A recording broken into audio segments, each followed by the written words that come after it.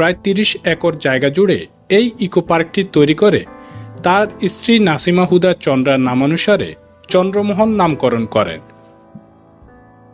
ভবনের সোনালী রঙে সূর্যের আলো প্রতিফলিত হয়ে অদ্ভুত আবহ তৈরি করে। চন্দ্রমহল চারিদিক থেকে পানি দ্বারা বেষ্টিত, তাই মূল ভবনে যেতে হলে পানির নিচ দিয়ে তৈরি টানেলে যেতে হয়। দর্শনার্থীদের বিনোদনের জন্য চন্দ্রমহলে বিভিন্ন প্রত্নতাত্ত্বিক নিদর্শন রাখা আছে।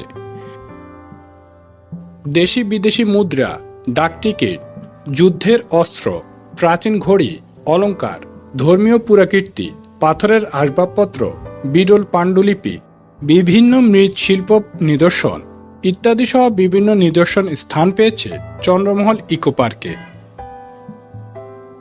আগত দর্শনার্থীদের জন্য চন্দ্রমহল ইকো পার্কে নির্মাণ করা হয়েছে নানা রকম ভাস্কর্য, বাঁশের তৈরি ঘর, পানসি নৌকা, রাজাকারের প্রতীকী ফাঁসির মঞ্চ, কৃত্রিম রেল লাইন, রেস্টুরেন্ট ও